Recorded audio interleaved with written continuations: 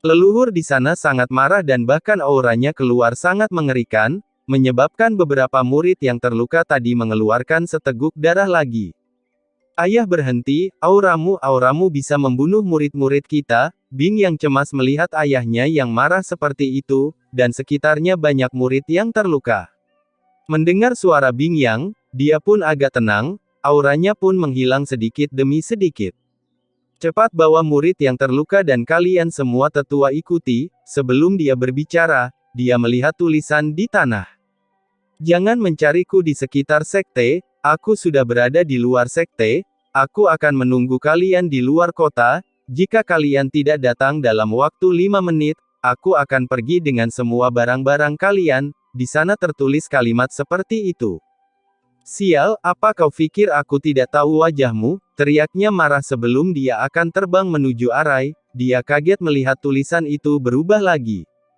Maaf, aku tidak memakai wajah asliku. Yakinlah kelak kalian bahkan tidak bisa menemukanku lagi, dan jika kalian bisa mengejarku, ada hadiah untuk kalian dan kamu. Leluhur Bing Ye membaca tulisan itu, leluhur itu kaget dan merasa aneh, tapi karena kekesalannya dia berteriak lagi. Nak, ikut aku, para tetua yang kehilangan cincinnya ikuti aku, selainnya tinggal di sekte, katanya. Baik, kata mereka semua. Dia pun terbang bersama para tetua dan pemimpin sekte beserta dua saudaranya itu. Melihat hal-hal yang terjadi itu seluruh orang-orang di sana menjadi heran. Sudah, kalian tidak boleh membicarakan hal-hal yang terjadi, kalau tidak kalian akan dihukum, dan bantu orang-orang terluka kembali, kata salah satu tetua dalam di sana. Di tempat lain, tepatnya di atas sekitar perbatasan kota dan hutan sekte langit, muncullah seseorang anak kecil dari sebuah cahaya ada di sana. Tentu orang ini Lin Tian yang dicari-cari oleh para leluhur dan tetua sekte langit. Efek obatnya sudah hilang. Aku memakai pil abadi nenek, mungkin nenek akan marah padaku, katanya. Yah, kita akan menunggu di sini saja. Elang kecil keluarlah, dia memanggil sesuatu di kalungnya. Dan seekor elang pun keluar dari kalungnya, yang mana itu adalah elang iblis di puncak tingkat ke-9 puncak binatang iblis, setara dengan ahli puncak bumi, dan kecepatannya bahkan lebih cepat melebihi tingkat langit. Lin Tian duduk di punggung elang itu sambil menunggu. Bayi kecil, menurutmu mereka percaya dengan perkataanku yang kutulis itu? Tanya Lin Tian kepada bayi kecil. Tentu mungkin Kak, 50-50, jawab bayi kecil. Dia lalu menunggu di sana dengan tenang sambil melihat isi kotak yang tadi dibawa tikus kecil. Setelah beberapa menit, beberapa lusin orang datang dan berhenti sekitar 100 meter darinya. Mereka memandang anak kecil yang duduk di punggung seekor elang iblis yang sedang terbang itu. Melihat itu mereka bukan kaget, seorang anak kecil. Nak, katakan padaku, apa kau anak muda itu? Tanya leluhur dengan curiga. Oh, hehehe, ku tak menyangka kalian datang dengan cepat. Ku pikir kalian tidak percaya. Ya, sekarang ini wujud asliku, jawab Lin Tian. Mendengar jawaban dia, itu membuat mereka semua tercengang dan heran, seorang anak kecil. Bagaimana bisa? Tapi karena kekuatan mereka cukup baik, mereka semua bisa melihat tulang di tubuh Lin Tian memang baru berumur 7 atau 8 tahun. Kenapa kalian melihatku seperti itu? Apa karena aku kecil? Lihat saja, aku akan mengatakan kepada nenek, kalian menggertakku, katanya dengan kesal. Mereka baru sadar mendengar perkataan Lin Tian itu dan tatapan mereka aneh. Nak, serahkan seluruh benda yang kau curi, kami akan memaafkanmu, jika tidak. Leluhur menyipitkan matanya. Jika tidak apa, ayo ke sini kejar aku, hehehe, mari bermain kejar-kejaran. Jika kalian tidak bisa menangkapku, semuanya jadi milikku. Sebelum menunggu mereka menjawab, Lin Tian langsung menepuk punggung elang kecil. Elang kecil langsung terbang dengan sangat cepat, mereka masih tercengang dengan apa yang mereka dengar. Ayo, kejar. Setelah Lin Tian cukup jauh, mereka baru sadar dan menggertakkan giginya. Mereka dipermainkan oleh seorang anak kecil, itu menyebabkan mereka kesal. Nak, Aku akan menangkapmu, percayalah, leluhur adalah orang pertama yang sadar dan langsung lari menuju arah Lin Tian. Dan lalu mereka mengikuti dengan kecepatan yang cepat juga. Mereka sangat cepat, elang kecil, lebih cepat menuju arah itu. Lin Tian menunjuk ke arah di mana dia memasang array tersebut. Semenjak dia pergi, baru beberapa hari berlalu, sekitar 3 hari semenjak dia menghilang dari Sekte Salju. Nak, lari kemana kau? Hahaha, ayo aku akan menangkapmu dan membakarmu. Leluhur Bing Ye berteriak seperti orang gila karena dia sedikit lagi bisa menyusul Lin Tian. Dia sudah merencanakan semuanya jika berhasil menangkap si kecil ini, dia akan menghukumnya dengan berat. Setelah itu, elang itu menukik ke bawah ke tengah hutan itu. Melihat itu leluhur kaget, dia melihat Lin Tian berhenti di depan sebuah dinding. Wow, coba tangkap aku jika berani, hehehehe, dia menjulurkan lidahnya seperti meledek ke leluhur itu, lalu dia langsung menggerakkan tangannya dan sebuah lubang terbentuk di sana. Sebuah arai ruang, leluhur kaget dan tiba-tiba berhenti di dekat itu. Lin Tian langsung menyuruh elang kecil terbang ke dalam lubang itu. Setelah Lin Tian masuk, beberapa dari mereka yang tertinggal datang di belakang leluhur dan melihat sebuah lubang di dekat dinding tebing itu. Sebuah arai, mereka bertanya-tanya. Sial, aku akan menangkapmu, kau pikir aku takut? Leluhur itu langsung masuk ke sana dan menghilang.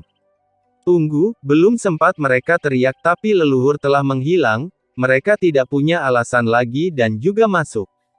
Ayo masuk, kita tidak bisa membiarkannya pergi, apapun bahayanya kita harus siap, kata Bing Yang. Mereka mengangguk lalu masuk dan menghilang di dalam lubang hitam itu. Apa mereka mengikutiku? Pikir Lin Tian. Dia sekarang sudah keluar dari lubang hitam itu dan berdiri di punggung elang kecil di atas langit, melihat ke bawah dalam goa itu. Setelah menunggu beberapa saat, keluar suara teriakan dari dalam goa itu.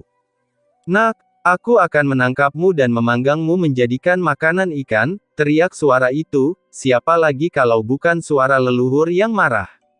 Mereka masih mengejar, ayo elang kecil. Dan lalu elang kecil itu terbang menuju arah Sekte Salju berada, jarak dari sana tidak jauh. Di belakangnya, leluhur dan Bing Yang dan tetua heran. Ini benua utara, kata Lin Hou. Apa? Mereka kaget. Jangan-jangan yang tadi itu arai antar benua, kata Loulu dengan bingung. Apapun itu, kejar dia, leluhur sangat kesal dipermainkan seperti ini, dia memarahi mereka dan terbang dengan cepat menuju arah Lin Tian, mereka pun mengikutinya. Setelah itu, jarak di antara mereka pun tidak jauh karena leluhur menggunakan kekuatan penuhnya saat terbang. Nah, kamu benar-benar membuatku kesal, katanya. Melihat mereka semua semakin cepat, Lin Tian pun berteriak ke arah di mana Sekte Salju berada karena jaraknya dan sekte itu tidak terlalu jauh. Nenek, bibi, ada orang jahat mengejarku, nenek tolong, teriak Lin Tian dengan sedih. Di depan adalah perbatasan Sekte Salju, jadi suaranya Lin Tian terdengar ke sana karena dia menggunakan ki-nya, jadi cukup untuk didengar sampai ke sana. Setelah beberapa saat, Lin Tian hampir tertangkap, sesosok datang dan menepis tangan leluhur itu dan dia pun berkata. Berani sekali kau menyentuh cucuku. Sungguh berani, siapa kalian yang berani menyakiti cucuku? Leluhur Bing Ming mengeluarkan tekanan yang sangat kuat, dan setelah beberapa saat Bing Xian, Bing Zuer dan beberapa tetua sekte salju keluar untuk melihat. Bibi, mereka menggertakku, mereka mengejarku. Lin Tian menangis dan mengeluh kepada Bing Xian, Bing Zuer dan beberapa tetua di sana, lalu dia datang ke depan leluhur Bing Ming dan memeluk lehernya sambil mengeluh. Melihat tangannya ditepis dan kekuatan dari orang di depannya, menyebabkan leluhur Bing Ye dan seluruh orang di belakangnya kaget, sungguh ada orang yang kuat yang dapat menepis serangan leluhur di sini.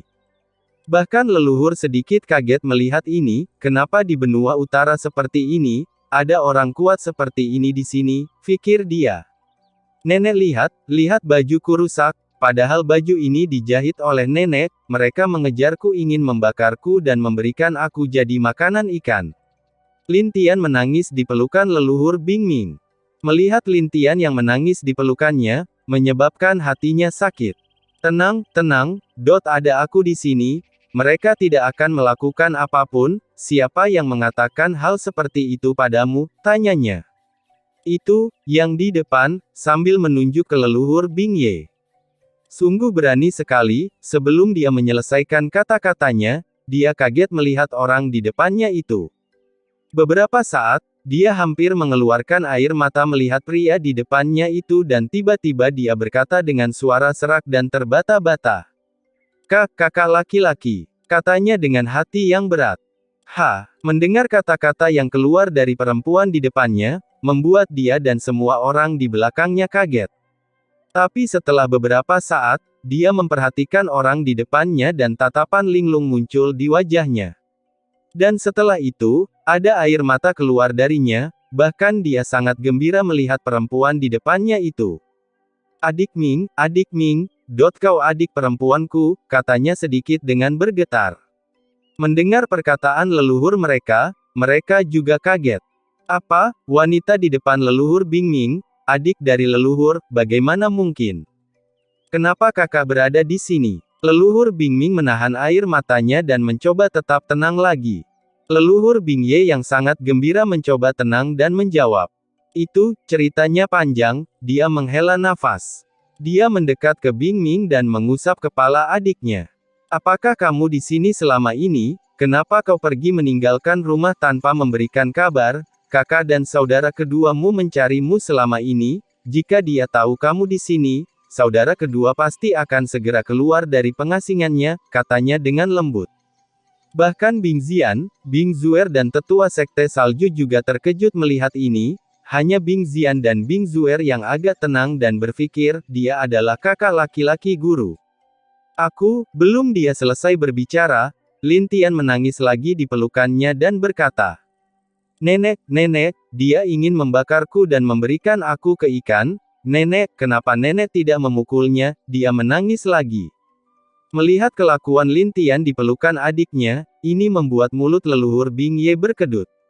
Jika sampai kau mengatakan yang jelek kepadanya, dia akan membenciku dan meminta gurunya memukul dia lagi.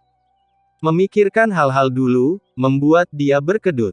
Tenang nak, ini juga kakekmu, kenapa dia akan memukulmu? Nanti nenek akan berbicara dengan kakekmu. Katanya mengusap kepala Lin Tian kecil, bayi kecil sudah lama masuk ke dalam kalungnya lagi secara diam-diam sebelum sampai di sekte salju tadi. Tapi mereka yang di belakang itu bilang, mereka akan menguliti nenek dan membuat nenek lebih baik mati. Mereka juga sengaja membuat bajuku rusak. Dia menangis dan menunjuk yang di belakang leluhur itu. Mendengar perkataan si kecil itu, membuat semua orang di belakang mengeluarkan keringat dingin. Ayolah, kau yang melakukan semuanya di sana, merusak sekte kita dan juga mencuri cincin kita. Sial, aku tidak akan pernah mengutuk orang lain lagi, kata mereka dalam hati, tidak berani berbicara karena mereka tahu di depannya adalah leluhur mereka juga.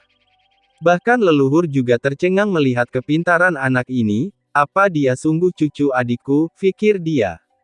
Ada yang seperti itu, mereka berani, bahkan kalian berani mengatakan kata kutukan itu untuk leluhur kalian. Tatap tajamnya mendarat di mereka. Tidak seperti itu, kami bisa menjelaskannya, kata Bing Ye dengan terbata-bata.